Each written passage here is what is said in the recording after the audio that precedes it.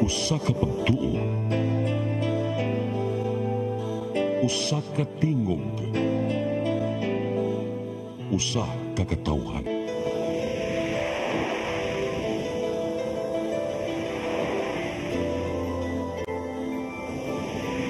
Cebu Catholic Television Network.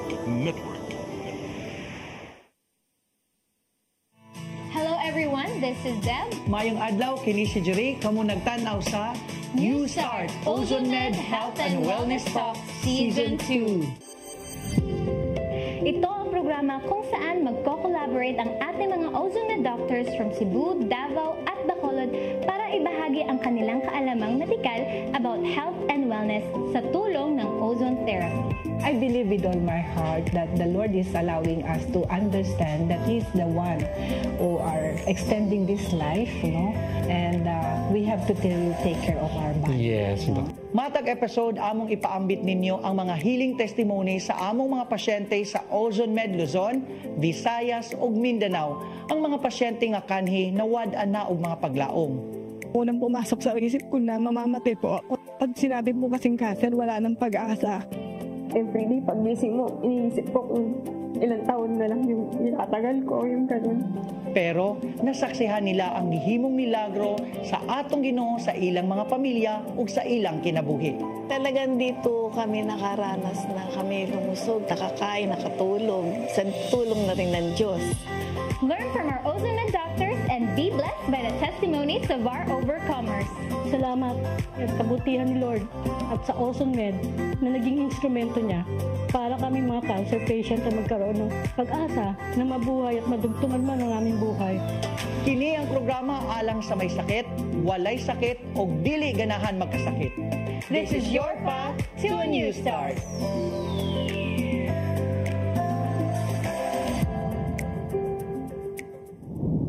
Taga Visayas at Mindanao at kayong mga nanonood via online, maayong adlaw. Kuya Dre, maayong adlaw. Maayong adlaw, Deb. And welcome again din sa Cebu. Kamu diha nga mga nagtanaw, kamu nakatutok sa New Start din sa CCTN Channel 47 o sa mga local cable channel sa inyong mga probinsya. Ito ang programa na hatid sa inyo ng OzonMed Wellness Clinic kung saan ibabahagi ng ating mga doktor ang kanilang kaalamang medikal tungkol sa inyong mga kalusugan. Kini nga programa dili lang sa tanan nga mga may sakit nga cancer, pati na sab kamong mga walay sakit ug dili gyud gusto nga magkasakit. At sa programang ito, sasagutin rin ng mga doctors from OzonMed Cebu at OzonMed Davao ang mga commonly and frequently asked questions about your health and lifestyle. Siyempre, hasta ang atong doctor sa OzonMed Bacolod kauban ani nga programa ug kamo diha nga mga nagtan-aw. Kini nga programa ug ang ozone therapy dinhi sa OzonMed dili lang para sa mga may edad, hasta na usab sa mga batan-on karon nga dunay mga gihambin nga lifestyle diseases. Deb, sinong doktor ang kasama ngayon ni Doc Rio para sa topic na pag-uusapan today? Naku, exciting dahil kasama ni Doc Rio ang ating physician in charge in OzonMed Bacolod City na si Doc Pauline Ngo.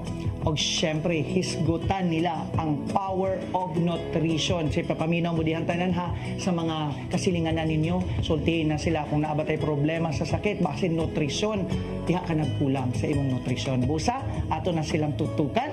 Di na natin patatagalin, Kuya Jure, from OzonMed Bacolod. Welcome, Doc Rio and Doc Pauline. Mayong adlaw mga doctors. Hello everyone! Wonderful day to every one of you out there. We are here in OzonMed Bacolod branch and for a very important topic in our path to a new start. With me is Dr. Pauline Tan Ngo. Bati muna tayo, Doktora.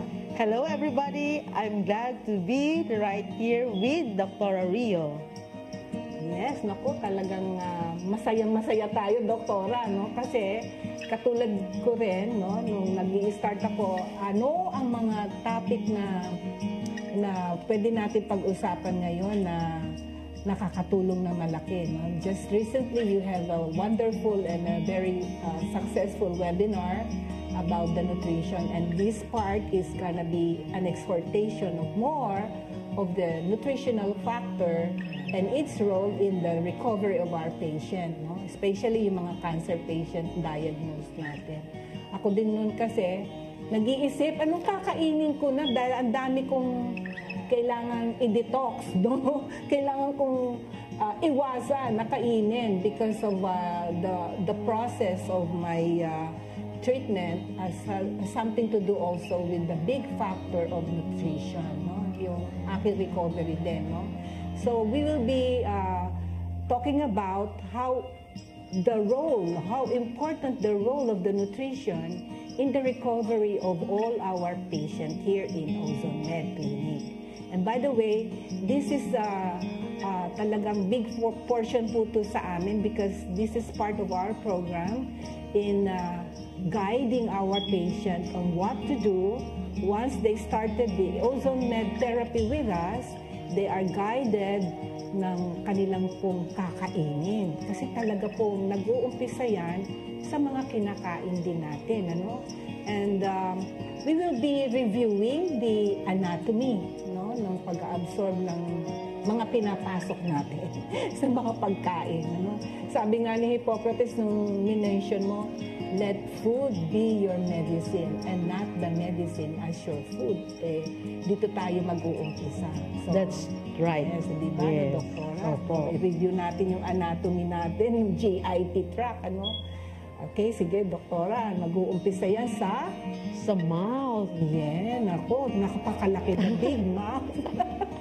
So, actually, so many people think that yung digestion happens in the stomach. Oo. That's true, but the first digestion, it already started when the food enters our mouth. Ayan. Ako, dito pa naman sa oral talaga, we also have to think about the, completeness of our oral health. Oral health, yes. No? Kasi mahirap din pagka wala ka ng pang-grind, mahirap din yung hindi mo na-digest o hindi mo na-grind na mabuti yung yung pagkain na kinain mo. Some of us has a habit of just swallowing it and then yun na, hayaan na lang dun sa may stomach natin. But to remind our audience, in the mouth, there are a lot of enzymes, no, that would all help your body to metabolize all of those food, no? And even dito pa lang sa buccal mucosa natin, yung kinain po natin and some of these nutrients are being absorbed already, in the oral mucosa, dun sa ating tongue. Kaya mahalaga at importante yung ating oral health also, no, Doktora? Paano kaya kung ang pasyente natin, and we have cases like that, mayroong oral problem like tongue cancer na. Okay? So, ano ang ginagawa na? Ano ang nangyari doon at ano ang binibigay nating guidelines? So, review lang muna tayo ng anatomy, no? So, when we put our food in the mouth, no, bababa po yan sa ating esophagus. No? From the esophagus, dadaan po yan doon sa ating stomach, no? At marami pong nangyayari doon na rin nag-grinding and churning ng natin, yung mga pagkain, into smaller particles and then pass through the small intestine muna, yung maliliit na bituka, and then goes into the large intestine and then out in the feces, no? Doon sa rectal part. Okay. May mga nangyayari doon. Kaya may mga different disorders din tayo nakikita doon in our practice here in the clinic. And marami po kami nakikita talagang transformation, no, ng mga pasyente.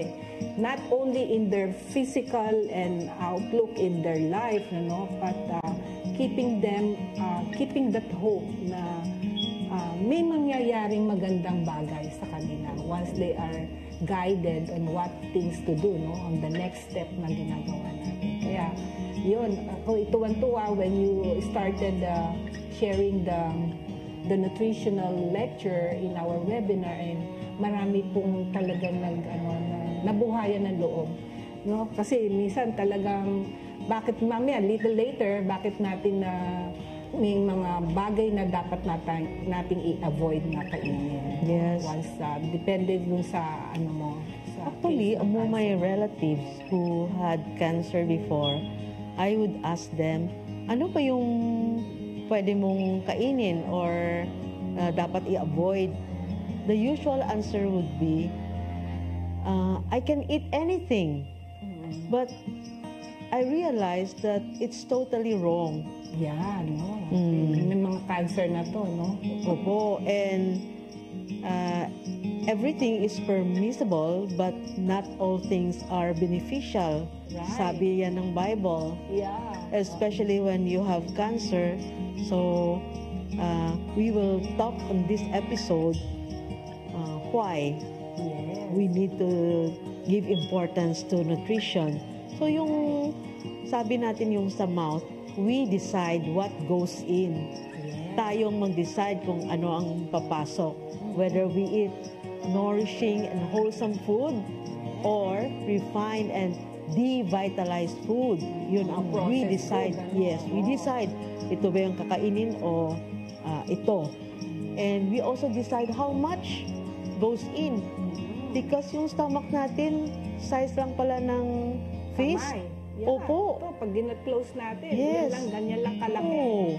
So when we overeat, expand yan, it can overburden the body and it will impinge yung sa lungs, yung sa intestine, and it makes the person uncomfortable.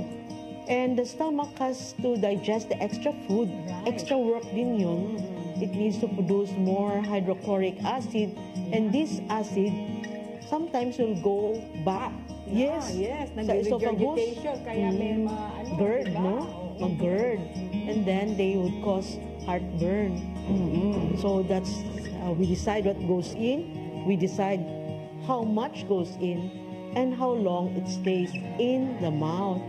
So even though we think our stomach does all the digestion, but you mentioned, Doktora, it started sa chewing into small particles. Yes, bago mo lunukin. Tama. Oo, kasi mahirap ang laki-laki na ng sinubo mo, tapos lunok ka na lang ng lunok, parang yung mga snake talagang pag kumain sila buo na lang.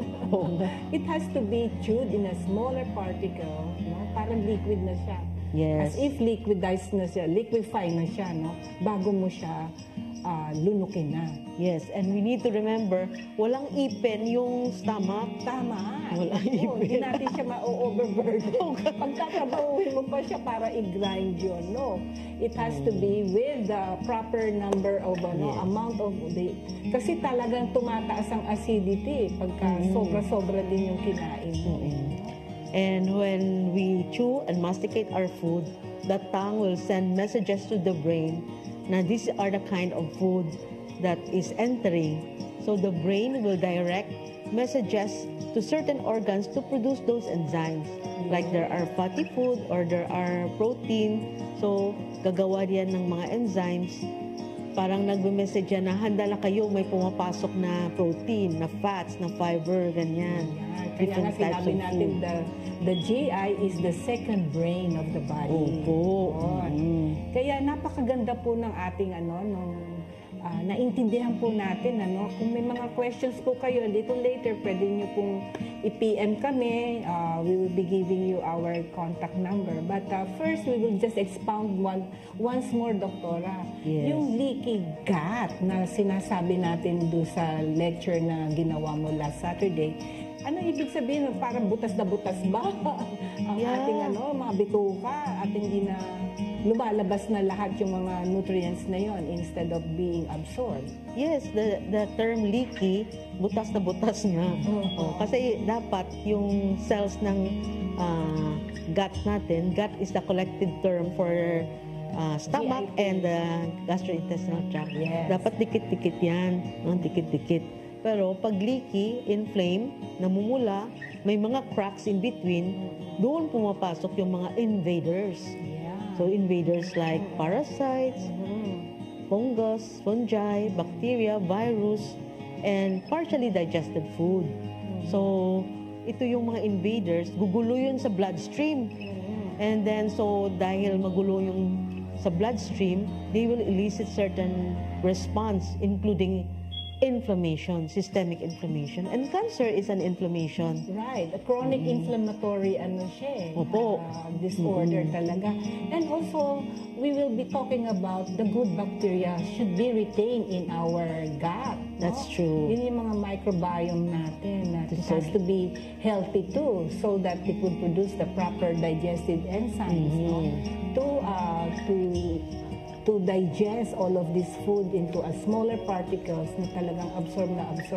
What if, when nagkaroon nga ng problem, certain portion of your intestine, nagkaroon na ng problem, nag-i-start yan minsan, polyp, parang may bara na ng konti. No? Malambot pa lang naman, pero again, the importance of having an annual, when you are age like ngayon, hindi nga lang 50, you can start having a colonoscopy for clearance and screening if you have a strong history of occult blood, no? Yung meron ka ng black stool.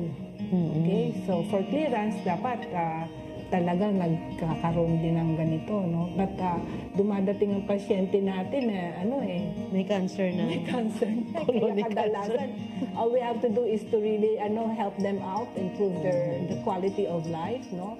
And for some of them are in the colostomy bag na for life. Mga ganun Pero some of them na nababalik pa rin, that's how super miraculous transformation na ginagawa ng ozone med therapy na ini-introduce natin dito sa atin sa Philippines, and it has really a big transformation of the outcome of the patient in their journey sa cancer cases nila. So, yun na nga. So, kailangan din natin, kaya nga hindi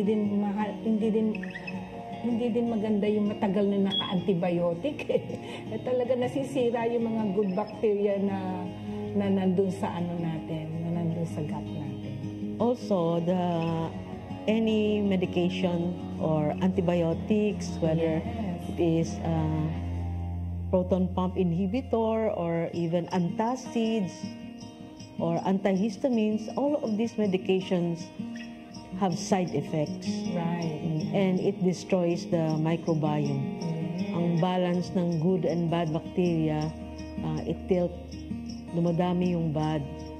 So, maybe we can just go over also yung basics of nutrition. Kasi yung ibang, sabi ko nga, yung ibang tao, they're not, when I ask na, give me an example of carbohydrates, they do not actually know what carbohydrates are.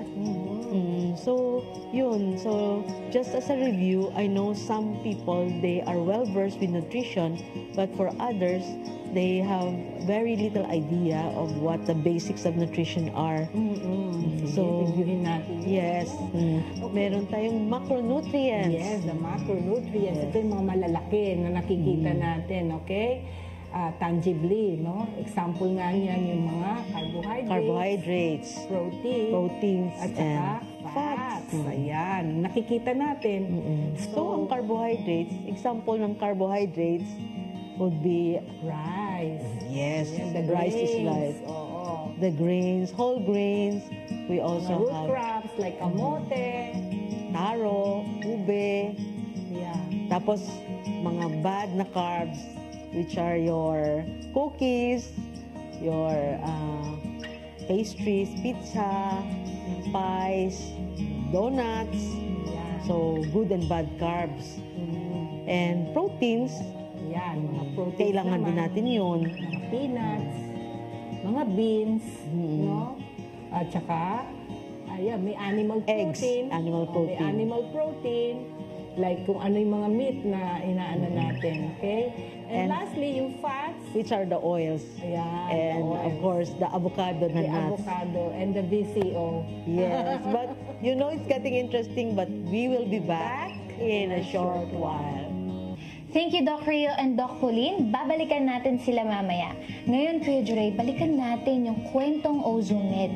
Sa dami na nating narinig ng mga overcomers, ano yung feeling tuwing ini-interview mo sila at narinig mo yung healing testimonies nila? Actually, Deb, every time nga muhilak sila, makahilaksad ka. Kasi syempre, ikaw mismo, nakarinig ka kung paano sila gumaling at paano nakatuloy yung ozone therapy sa mga buhay nila. And you know what, Dev, not just that, seeing naging blessing tayo sa mga buhay ng ating mga pasyente, naging din tayo, witness, naging saksi din tayo sa mga milagro nga gibuhat sa kinabuhi sa itong mga pasyente, but not just them. Siyempre sa mga pamilya nila na ti all started na walay kwarta, ti all started na talang wala ni pag-asa, pero nakita yun nato nga, Lord, salamat kay gigamit minimo for them to be blessed, for them to have this healing nga ilang experience karon. Yes, agree ako dyan, Kuya Jure. Ang dami na nating healing stories and overcoming stories na talagang nag-inspire sa ating mga bagong pasyente. Tama ka, Deb, no? Usa-ani nga mga testimonies nga atong napakita na sabni dito sa Metro Manila. Ang testimony sa usa ka inahan o usa ka asawa nga nagsugod lang sa usa ka bukol diri sa ulo ang iyang sakit. Pero abi kay simpleng bukol lang, wala lang niya gitagad. Wala niya gitagad. But eventually nahimo na day kini nga cancer. So gikan sa atong Ozone Med Pampanga, nakita nato at madungog pud nato karon ang iyang storya. Grabe talaga, no, Kuya Jure? Naku, panoorin natin ang isa na namang healing testimony galing sa Ozone Med Pampanga. Nagkaroon po ako ng buko sa likod ng ulo. Inoperahan, doon po rin na nakita na hindi po pala lymphoma, kundi cancer po, tumor. Yun po ang unang pumasok sa isip ko na mamamatay po ako. Yun po yung pag sinabi po kasing cancer, wala nang pag-asa. Ako po si Priscilla Carampot Garcia, tubong Cavite po, pero nauwi po ngayon sa Nueva Ecija po dahil yung mister ko taga Nueva Ecija. Na-diagnose po ako ng metastatic thyroid carcinoma last year po. Nagsimula po ito, nauntog lang ako. Nagkaroon po ako ng buko sa likod ng ulo. Hindi ko po siya pinapansin. Akala ko po bukol lang kasi nauntog ako. Nagkataon po dumating yung stepdaughter ko. Nakita niya yung ulo ko, lumalaki yung bukol. Pina-check niya po, sabi po lymphoma. November 23, 2023, inoperahan. Doon po rin na nakita na hindi po pala lymphoma, kundi cancer po, tumor. Yun po ang unang pumasok sa isip ko na mamamatay po ako. Yun po yung pag sinabi po kasing cancer, wala nang pag-asa. Tapos yung pamilya ko, siyempre po, nalungkot. Bakit daw po ako nagkagano? Sabi ko, talagang ganon, dumadating din yung pagsubok. Ito siguro yung pagsubok ko. Sa mister ko po, sabi niya, huwag daw po akong matakot kasi pagagamot daw po niya ako. Yun tumatak po sa isip ko, yung pong mawawala ako. Maiiwan ko po yung mister ko na. Kasi yung iniisip ko, yung mister ko kasi hindi po siya nakakalakad. Tapos ang iniisip ko, paano na yung mister ko? Wala naman po kasi akong anak na mag-aalaga sa kanya. Kundi kami lang po dalawang nag-aalagaan. Sabi, paano pag namatay ako? Paano siya? Kaya nung sabi niya, kahit anong mangyari gagaling kahit pagagamot kita. Kaya nung yun, pinagamot niya ako ng pinagamot hanggang sa arbing mo kami dito sa Oso. Kaya po nung inoperahan po ulit ako ng February 1, inoperahan po ulit ako 2024. Sa leeg po at saka po yung sa ulo, nagsabay po siya. Kasi daw po meron din po ako dito na isang 1.5 at saka isang 0.2 na bukol. Tapos po, nagpa-radiation po ako ng March. Pero na naman siya, hindi po siya natanggal lahat. Sabi, o-operahan daw po ako ng by April. Sabi ko po, wala na po akong pampa-opera. Tsaka hindi ko na po kaya. Hapuha ko, mamatay ako. Tapos po nakaschedule po ako mag-chemo. Nung po sinabi na kikimo na po ako, nagsimba po ako ng Sunday. Nung po nasa simbahan ako, sabi ko, ayoko po, pamamatay po ako. Talagang pinakita niya sa akin yung daan kung saan ako pwedeng pumunta na hindi ako mag-chemo. Pag uwi ko sa bahay, nakahiga ako. Kasi iba na yung pakiramdam po sa sarili ko. Parang naghihintay na lang ba? Pagdating ko sa bahay, nagpe-Facebook ako. Bigla akong nakita yung pareho ng yung meron siyang cancer. Kaya na yung sa kanya, brain. Yung sa akin naman, hindi naman sa loob sa labas lang ng brain. Sa labas sa skull lang. Nakita ko siya na nagpa-ozone siya. Gumaling siya. Kaya nung nakita ko yun, sabi ko, bakit hindi ko subukan?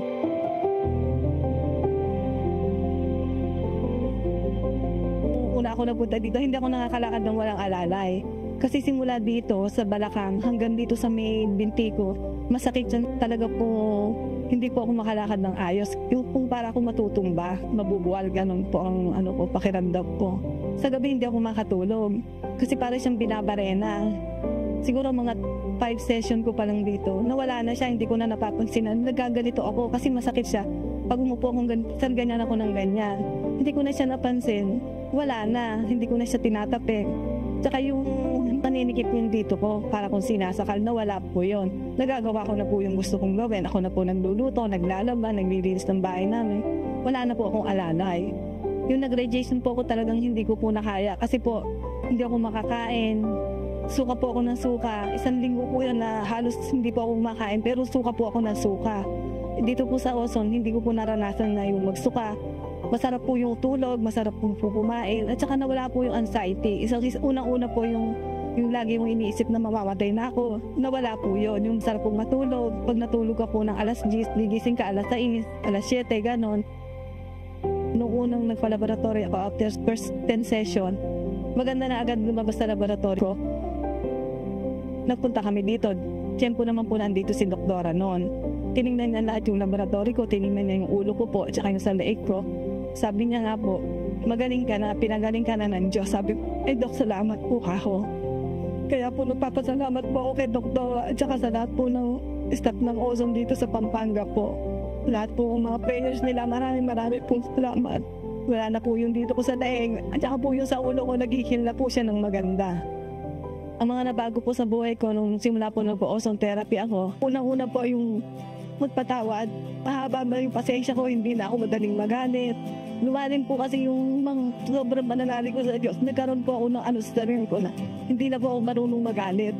Sa new start po yun, hindi na po kumakain ng karne. Unang-una po, walang karne, walang isda. Talaga po ang gulay, tsaka po mga prutas lang. Yun lang po ang talagang kinakain. Tsaka exercise po, yan. Talagang maiyan po yung sa umaga pa lang, maglalakad ka na po, tapos magpapaaraw. Yun po, at talagang maganda po sa katawan. Sa mister ko po, maraming salamat sa lahat. Sa hirap at pagod mo sa pagdadrive. Alam po, hindi mo kaya minsan, pero pinipilit mo pa rin. Salamat na maraming salamat. Alam niya po kasi na maganda yung nagiging resulta. Kasi siya po umiinom lahat po ng iniinom kong supplement, iniinom niya rin po. Dati po kasi, 2 months siyang hindi nakakabangon. Kasi po meron siya dito sa balakang. Nung simula po na ininom niya yung iniinom ko rin, kasi sabi niya parang maganda yan, inumin ko nga ika niya. Pinainom ko po sa kanya. Ngayon po nakakalakad siya, nakatungkod na lang po siya. Pati po yung mga pang-high blood niya, yung mga ano niya po, hindi niya na iniinom ngayon. Kasi nga, okay na siya dun sa supplement na iniinom namin. Yung isang pinsan ng mister ko, may diabetes siya. Tapos nahihirapan siyang humingain. Sabi namin, kung gusto mo, sumama ka sa amin, magpa-ozone ka. Sa awa naman po ng Diyos ngayon, naka-10 session siya, pag plus 2, yung 12 bali session niya. Okay na po siya, nung pag nagpa-laboratory siya, okay na lahat yung laboratory niya. Kaya po, yun po, sabi nga niya, kung hindi mo ako sinama, baka 6 underfit na po daw siya, baka wala na daw siya. Kasi yung mga nakasabay niya pong nagkasakit, halos po nawala. Siya, ayan, din pong malakas na siya. Sa mga kababayan ko, mga taga Nueva Ecija, kung gusto niyo pong gumaling, dito po sa Ozone, maganda po yung naging resulta sa mga tulad po namin may sakit na cancer, gumagaling po talaga. Hindi po tulad ng chemotherapy na manlalambot ka. Dito po, wala kang mararamdaman. Talaga pong pagbalik mo sa bahay nyo, malakas ka. Ako po si Priscilla Carampot Garcia, Tubong Nueva Ecija. Na-diagnose po ako ng metastatic thyroid carcinoma na nagpapagamot dito po sa Ozone. Gumaling at patuloy pong gumagaling. Maraming pong salamat. Okay, maayong adlaw og karon ni anasabta sa atong health and lifestyle segment dinhi atong hisgutan ang mga topics nga dili pang about sa cancer kundi yung mga lifestyle para sa mga may sakit at walang sakit at dili gyud gusto nga magkasakit. Og syempre, kuyog nato ang atong physician in charge dinhi sa Ozone Med Cebu, Dr. M.I. Aguinaldo. Mayong adlaw, Doc. Mayong adlaw. Yes, syempre kasama nato si Doc and dinhi sa Ozone Med Cebu mas daghan na kaayo og kanang pasyente nga gatiman si Doc M.I. og Doc. pag-istoryaan nato karong adlaw kung unsa ang mga tips to maintain healthy lifestyle. So kung mga gi-prepare ng mga pangutana nimo Dok. So number 1 Dok, unsa ka importante nga i-maintain nato ang atong healthy weight? Yan, yung weight po natin ay isang indicator to ng ating lawas, yung ating health. So yung weight, it indicates yung deposits natin sa fats, sa mga organs natin, sa mga blood vessels natin, and it can cause many symptoms na maka-apekto sa health natin. So Doc, ibig sabihin na dili lang tambok ang atong i-maintain nga ani dako man ko ako ni matayan akong weight. Dili po Doc, so naa po day nga medyo gamay ka pero dili na bagay sa imo ang imuhang weight, tama Doc? Yes, correct. Hindi ibig sabihin yung mga fat deposits natin nasa tiyan lang or nasa face lang natin. Ito ay makikita sa mga nasa loob ng organ. Niyayakap ba ng fats yung organ natin? So may mga indications tayo like the height, the age, and the weight para makita natin yung BMI na tinatawag. Okay, so ganun din, no? So ibig sabihin kamo mga nagtan-aw din ha, dili kay ibig naa kay murag mga belt bag ang tawag nila ani. Kung wala ka pa nakitang belt bag, okay pa imong timbang. So imo giday monitor ang imong timbang. Yes, meron din kasi tayong tinatawag like yung may mga normal looking pero obese na sila or overweight na sila. So kailangan you really have to consult your doctor and have yung weight. Okay. We're talking about timbang hindi lang sa mga may cancer, no? Yes. Timbang sa lahat sa tanang edad. Yes, correct. Okay, bantayan po nila. Syempre, number 2 Doc, dito ta.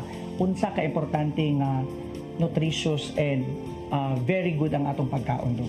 So napaka-importante ng ating mga kinakain. So ito ang magre-reflect ng ating health kung ano yung tinatapon or ini-intake natin. So iwas natin yung mga maalat, yung mga sobrang tamis, yung nakakakos ng inflammation sa katawan, yung mga processed foods yung tinatawag.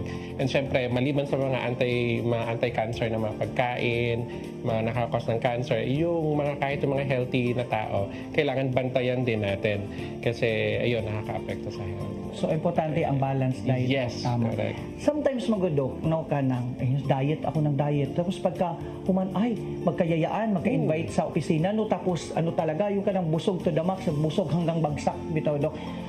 Ano ba siya, Dok?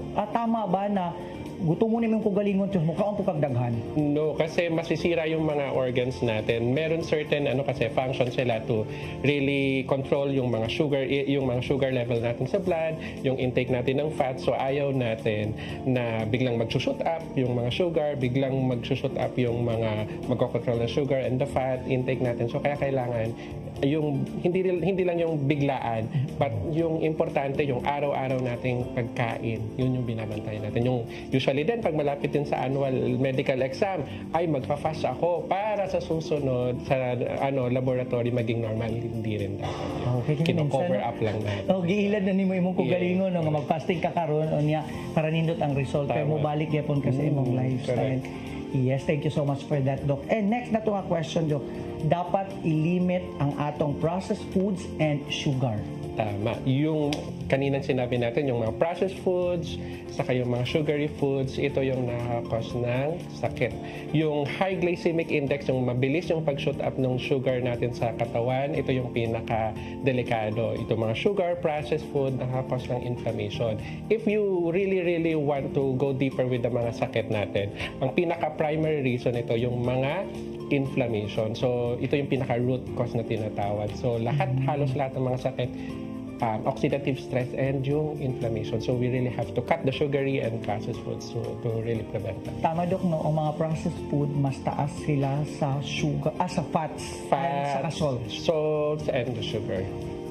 So dapat talaga kinahanglan dili po ta instant no kay mao gani madali nato karon no pag grocery mo palit din ta noodles, food.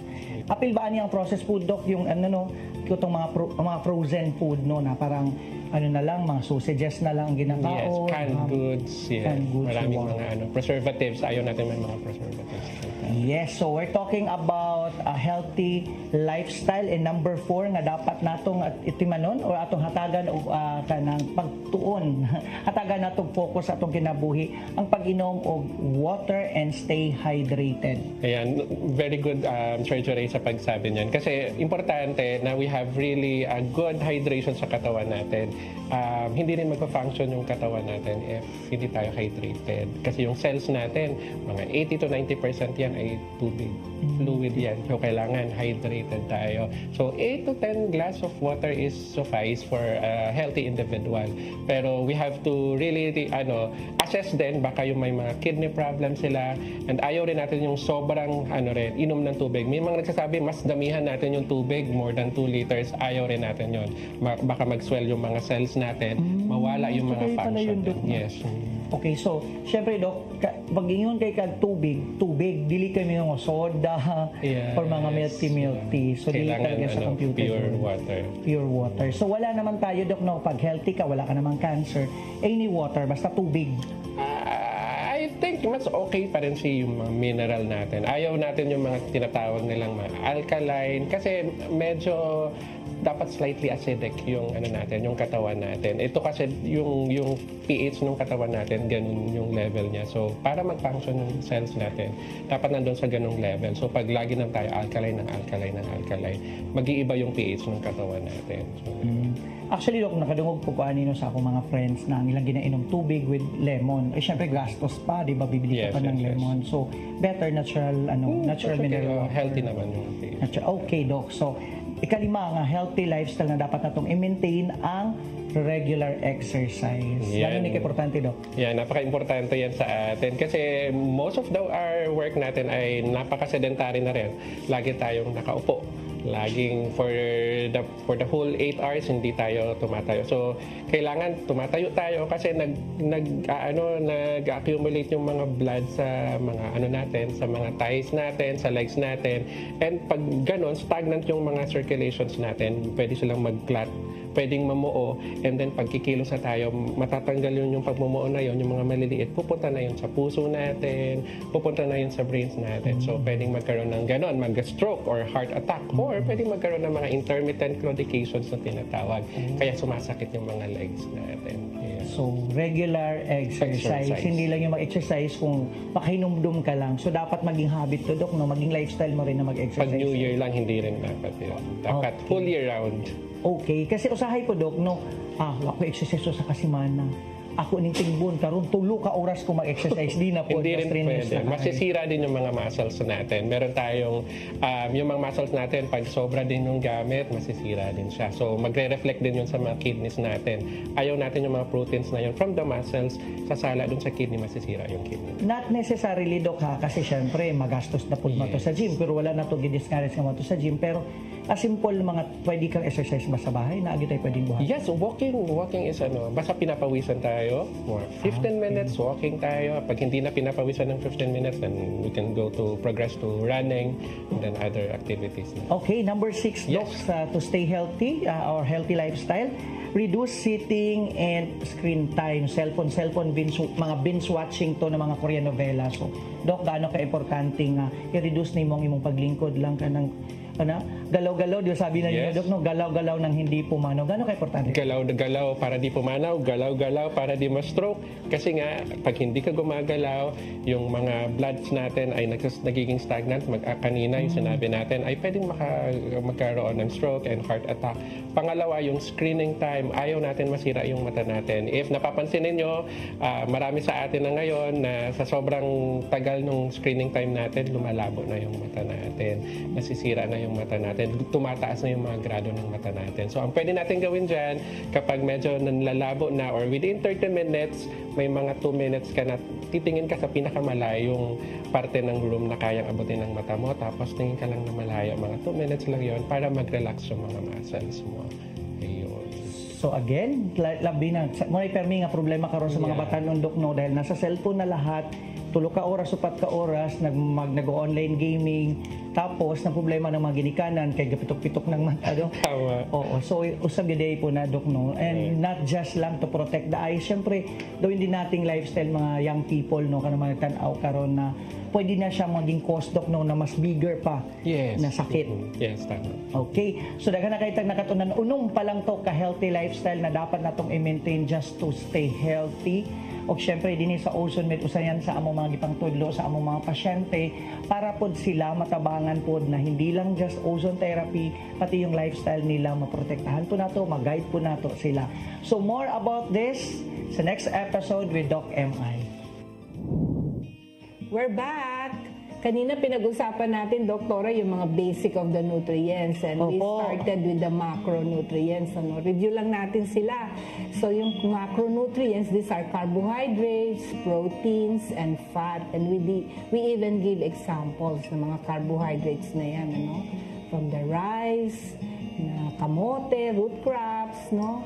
Anything in mga bread, no? Yan ang mga carbohydrates na source of carbohydrates natin. And then kaso lang ang mga young people, they are fond of the bad carbs. Oo nga. Kaya ang dami mga ang dami tayong din problem ng obesity, overweight, obesity, and even going to pathologic obesity na. That's true. Very young at age at tayo. So, we also have another example of ng mga protein, but we really stick to, especially pag cancer patient natin, plant-based protein. Yan ang mga plant-based protein natin.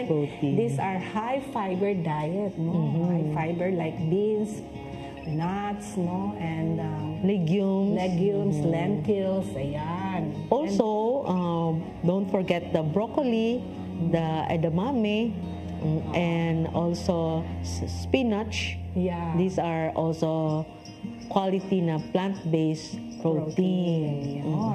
Now, let's talk another micronutrients naman, Doktor. Ano to mga micronutrients na yan? As the name implies, the micronutrients are those nutrients that our body need in small amount, but they are necessary. So we divide it into two, the water-soluble vitamins and the fat-soluble vitamins. Yung fat-soluble vitamins, as ang name na fat, they need fat in order to be absorbed. Yes, in the body. So you need to take it with meals. And these are vitamin A, D, E, and K. ADEK. Tandaan nyo, ha? Yes. These are micronutrients that we also required so that magkakaroon po ng balances yung ating mga nutrition sa ating system. So, yung fat-soluble yan. Yes, fat-soluble. Yung water-soluble naman, ito na yung mga vitamin B complex, B1, B2, B6, B12, vitamin C, and folic acid. Yan. Yan ang mga water-soluble. Water-soluble. And the minerals, calcium, potassium, sodium, iron, and zinc. Yes. And also selenium has something to do with the kailangan natin. Also, no? And don't forget the water. Yes, ayun. Ang parang natin. Pang-flush ng mga kinain natin. So, pagka kulang din tayo, and how much of the water are you taking in? And all something to do with yung movement po ng mga food na to, mas easier kung well-hydrated din po kayo, no, in a day. So, some of the patients also have limitation of pagka mga certain cases of comorbidity ang mga pasyente, binibigyan din natin ng limit. But normally, even yung mga cancer case natin, they should be taking at least 8 to 10 glasses in a day. Yes. But more of that. Kung normal naman ang kidney at talagang nakaka-flush out talaga by urine, yung mga toxic matters natin, hayaan nyo na yun, huwag na po kayo maistorbo. Mas maganda na pag uminom ka, na ilalabas mo din kaagad. No? Because that's part of the detoxification process also, a natural detoxification process. Okay? Well, some people think carbs are bad words. Pero we need carbs because these provide the primary source of energy. Oo, kasi parang lungkot ka eh. Lungkot ka pag walang carbs. Pag walang carbs. A little bit. Kaya nga importante yung may measurement ka. How much of each of these nutrients that we should be taking in. Dapat knowledgeable po kayo. And we do give guidelines for our patients because we care for you, no? We care for you what your next step is. Hindi po tayo mananatili na magmumukmok na lang. Hindi natin aalamin kung ano yung dapat nating ipasok sa katawan natin. Kaya part of our care for our patient here is really guiding them on what to eat. And protein naman, even though cancer patients are not allowed or are cautioned on taking meat, they are really essential in the form of plant-based because they need them for tissue repair and enzyme function. Yeah. So if there is inadequate intake of the protein, nangangayat yung pasyente. Kaya we will guide them on what kind of proteins to eat. And lastly, the fats are necessary for hormone production and also for brain health. So there are healthy fats which comes from nuts, from seeds, from avocado, from coconut oil, olive oil. Pero bawal ang seed oil. Oo. Kasi masyadong ano yan process. No? Process and inflammatory. Yes. And once there are process na ginagawa commercialized, talagang malaki ang factor na magi-inflame yung certain organ na yun. And we don't want it to happen once you are cancer diagnosed already. Okay? So, yun. Okay. Let's talk about naman the different kinds of diet, no, Doktora, no? Yung, meron tayong sinasabi dun sa ating health journal na pinapamahagi, once they started the Ozone Med therapy with us, we also give them the very important diet is vegetarian. Hindi tayo vegan eh. Ako nag-start ako nahirapan din ako kasi meat eater ako, Doktora, kaya talaga nung process na yon na dinidetoxify ako, inalis lahat yung mga meat products talaga, no? Napakahirap lalo na dun sa mga talagang lungkot ako. Sabi ko, anong kakainin ko? But then again, yun na nga, tinuruan din ako so that itong experience na to na sinishare natin ngayon for those of you who have the diagnosis of cancer. And by the way, we have also program for the wellness, no? Yung mga nagmi-maintain na gusto nila yung weight nila forever, ganun na lang. And then, ito naman mga cancer, may mga cancer din tayo na overweight. No? That's true. And then, may cancer din tayo na underweight na, malnourished na, skin and bone na because of the kakektik. Ayun, wala na kasi ang appetite din nila at yung absorbability ng mga kinain nila. So, we really have to be concerned and caring about their nutrition so that we are really discussing, sitting down with them, no? In particular, you even show, no, the picture of what to eat, no? Yung how much of it should be taking in so that measured natin yung caloric content ng kinakain na yun. But some patients, especially those that are dealing with cancer, naging depressed sila. And there is a link between mental health and nutrition. Ay, oo. Because kung deficient sila sa omega-3 fatty acids, magnesium, zinc, this correlates with depression. And kung sobrang high sugar diet naman, nagmo-mood swings and they easily get tired. Yeah, kailangan balance of everything in moderation, no? But of course, to start with, the cancer, mamaya kasi kanina, pinag-uusapan natin yung macro, micronutrients, and the kind of protein na ititake ng natin, ng mga pasyente natin. No? So, minsan nagtanong ang pasyente, bakit doktora ayaw nating pakain yung meat? At saka yung fish ngayon. Nowadays, talaga, pwede rin lang masana kung alam mo yung source ng fish mo, no? Yes. But with the meat product, para ang hirap maibigay yun. Pero, just to touch something on how cancer treatment, because some of the patients, they have this cancer treatment, and it really affected their diet. Because some treatment like chemotherapy and radiation therapy, they can have side effects like constipation, diarrhea, fatigue, loss of taste, nagsusuka, nauseated. So this is where we come in.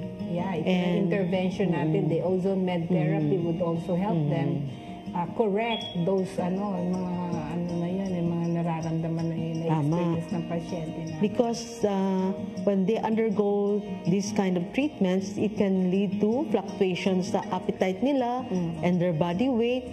And it's very important to pay close attention to their diet. Yeah. And when we do that, they will experience increased energy, increased muscle tone, they preserve their immune function, and reduce their inflammation. So, very important din yun. So, with that, meron na tayong pag-uusapan pa uli na another topic natin. But before that, we will be wrapping the topic about the basic of nutrients, and then we will be continuing on with another topic, ng mga the phytonutrients, that is with the color coding. Yes. Pero nutrition, may mga color coding yan. Ang nutrition talaga is the cornerstone of health and wellness. And a balanced diet that is rich in whole food, lean proteins, healthy fats, and diverse micronutrients can prevent and manage disease, enhance their mental health, and improve their life quality. Wow, Not only for cancer patients, but for everybody. Yeah, ang ganda nun, Yung kaunti pa lang po yan, mga kaibigan, mga kapatid, dito sa ating episode na to. But help us to wrap up this topic with another in a closing prayer and thanksgiving. Alam niyo po, we're so thankful that this information are being given to you. What a privilege po na sa amin din po, it's a privilege for us to share our experiences and share it with some of you who are, minsan po talagang confused na ang pasyente, sino susundin. But again, it's your choice also of what food are you going to take in, and how much of this food should you be taking in. Kaya importante po lahat yun. May mga decision making po tayo, but it has to be collaborated with the coaching ng mga nutritionists, the doctors, with us because of our recommendation. Kaya nakikita po natin talaga the improvement of the quality of life of a patient who have been diagnosed with cancer. So let us close in prayer first for this episode, and we're thanking the Lord for an opportunity like this that we could share this knowledge to all of you. Let's close in prayer. Father, we thank you so much for the privilege, Lord God, an open mind for all of the people who are listening to us in this episode, oh God. May it bring forth an information so that they would be confident, Lord, in this message and in this topic that we are talking about. And they would learn, Lord God, and even furthermore study and knowledgeable of the things that they should be doing, Lord God, so that they would keep a good and quality life, Lord God, and improve their activity, improve their skills, oh God, so that, Lord, they would stand up firmly and confident, Lord God, to go back to their to the work that they wanted to do more, Lord God, and offer this life, Lord God, for your glory, O Lord. Hindi po kami mananatiling nasa banig ng kasakitan, kundi, Lord, kami po ay magi-stay healthy and committed to the work that you have entrusted to each and every one of us. So, Lord, we acknowledge that you are our true healer and you are the source of everything, and there's nothing impossible with you as we commit ourselves before you. To you be the glory and honor. In Jesus' name, Amen. O, Doc Pao, naku, maganda to, no? Mag-invite ka sa ating mga kababayan dito sa Negros, no? Na in your own language para makabalik po sila sa ating sa panunood ng episode na ito. Well, I hope mga viewers nga naka-appreciate man kamo sa subong nga session, kag sa mga Negrosanon ginaimbitagid kamo namon nga kung may ara kamo sang kinahanglanon, no?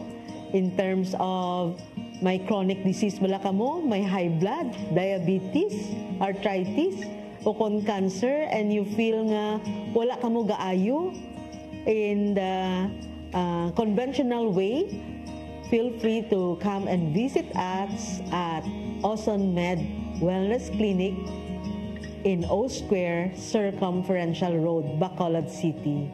There you go, mga kababayan. At marami po salamat. Makita-kita po tayo sa susunod na episode. God bless! God bless!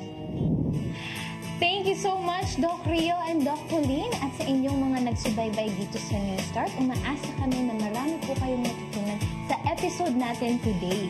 Og kamo nga nagtanaw diha, i-share ni inyong episode nga natanaw karon sa inyong mga silingan o sa inyong mga kamag-anak, mga nagkinahanglan ani nga impormasyon. Syempre, kini nga programa magpahatag din nila og mga dugang kaalam mahitungod sa mga sakit nga ilang gibati karon. Ug syempre, kung doon na may mga health concerns ni ang Ozone Med para motabang ninyo. Busa, kung gusto mo og consultation, tanawa kining QR code nga makita karon sa inyong mga screen. Scan ni aron makakuha mo og special privileges o discount sa lahat ng mga ozone therapy clinic din sa Luzon. Siyempre sa Manila, no, meron tayong 8 branches sa Manila o din sa Visayas ug Mindanao, nata sa Davao, sa Cebu ug sa Bacolod. Kining tulo ka branches din sa Visayas ug Mindanao maghatag ninyo og special discount. Busa, iskani og visit mo sa among Ozone Med clinics din sa Visayas ug Mindanao. To know more about ozone therapy, please visit our Facebook page, Ozone Med Wellness Clinic, and visit our website, ozonmedclinic.com. Also follow us on our social media on Instagram and TikTok. This is Deborah. Magkita-kita ta sa sudod nga episode. Kamo nagtan-aw din sa CCTN o syempre kamo nga mga nasa probinsya mapanood din yun nga programa sa inyong mga local cable channels. Kini si Jure o kamo nagtan-aw sa New Start, Ozone Med Health and Wellness Talk Season 2. Those who are well and wanted to maintain their healthiness and wellness, kaya we will be launching our recovery pad here in the Davao branch. Ito po about the HOT, HOT. Tamang-tama po kasi summertime, no? Nakikisabay kami sa summer, no? HOT po means hyperthermic and ozone therapy. It's a combination. Yes, the synergy of the two. So, we are calling in mga cases na to, no? This is very, very important na magkakaroon ng improvement, no? Those who have cancer, Alzheimer disease, Huntington's, napaka-rare na disorders. And then also for those who have heart disorders, no? And even yung mga arthritic, mga inflammations.